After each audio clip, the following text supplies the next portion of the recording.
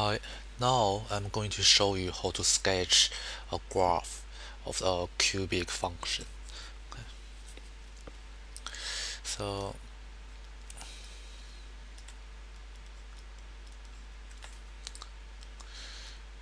sketch the graph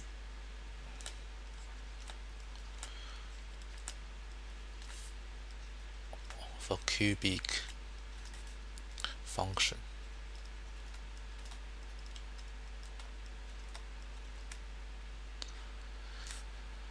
So the first thing you have to remember the shape of a cubic function graph. So uh, generally there are two shapes. So if I have y equals to ax cube, the graph would look like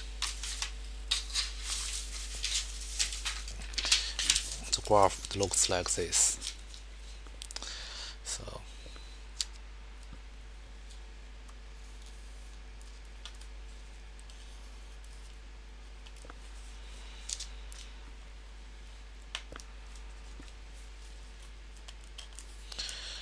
the graph looks like this.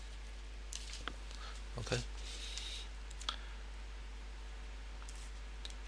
y equals to ax cube. A is well, assume in this case a is a positive number, and a is a coefficient of x cube. The graph would have this shape. If like what like what I showed you here, it's like in the graph. If a coefficient a of x cube is a minus number, then I will have a shape well in this way there, which is can be considered as a reflection about the x-axis. So if we reflect this graph on x-axis, and we will have the red graph there, which is well which is the shape of the graph if a is a minus number. So to generally speaking, we will have something like this. If y equals to ax cube and a is greater than 0, we will have a shape like this. Okay. If a is less than 0, we will have a shape like this. This is one of the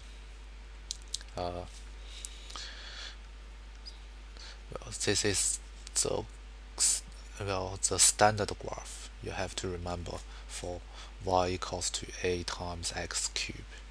Okay, and the important thing here you have to know is the point there, you know, in this graph, the important point there is called the point of inflection. You will be, this is the point of inflection. Okay, you will be doing more works on the point of inflections uh, in another chapter in math method. You have to know that. Okay? Exactly like the point of inflection is here in the graph. Okay? Point of inflection. Okay?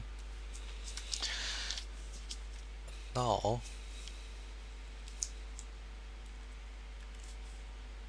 I do an example.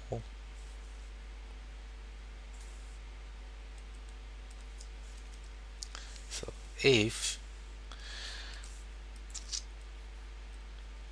in an example I was asked to draw a graph of y equals to say x minus x bracket x plus 1 cubed and x plus 2. Okay.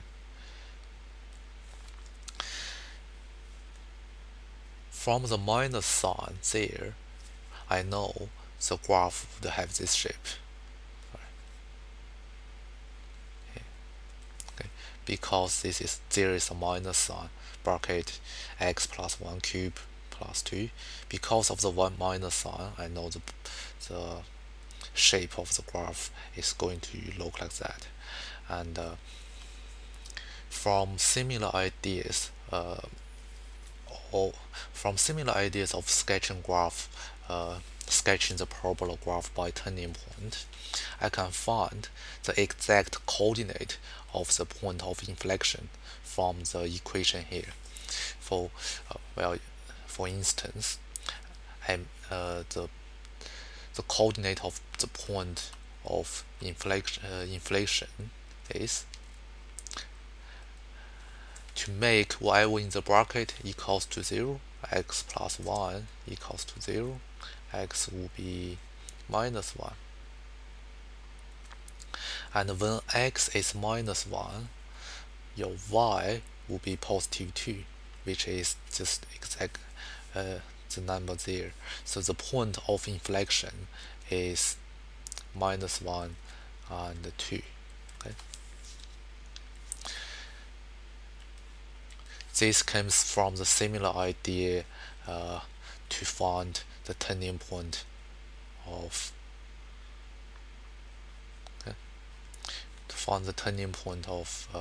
parabola. Okay. Positive 2 just comes to there, and this is the point of inflection.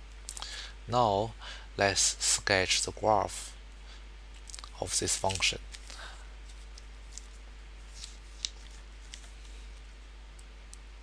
Okay.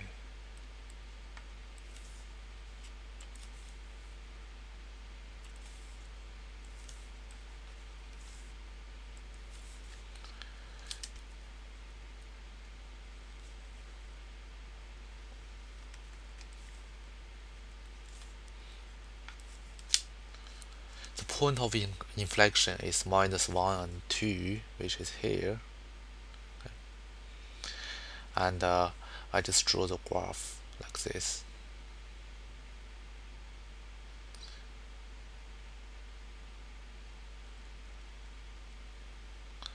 Okay. And we label this point of inflection, which is minus 1 and 2. We label the graph y equals minus x plus 1 bracket cube plus 2. The domain is x belongs to R. From the log of the graph there, the domain is always x belongs to R in a cubic function. And now we have to label from the graph we can say there is a y-intercept and an x-intercept. So we have to label the intercept by assume when x equal to 0, y will be minus 1 plus 2, which is 1. So when y equals to 0, we substitute it in. X is cubic root.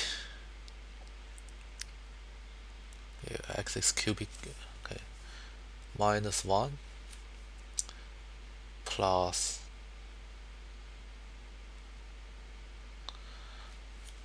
the cubic root of 2, okay, or 2 and the power of 1/3. Okay, I do some more examples there. So your y-intercept is 1, and your x-intercept is 2 power of 1/3, or your cubic power of 2 minus 1, which is found by substitute y equals 0 to the equation there. I do a detailed examples later on.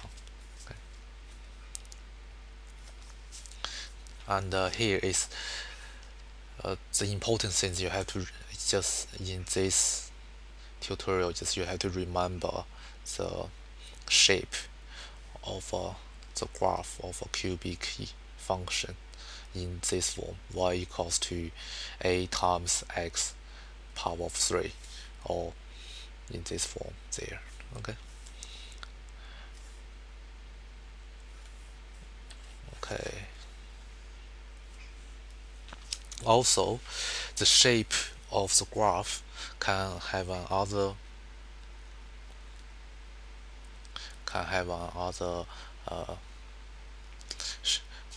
uh, can be different in uh, well can be different. So if I have a cubic function as a times x cubed plus b times x squared plus c times x plus d,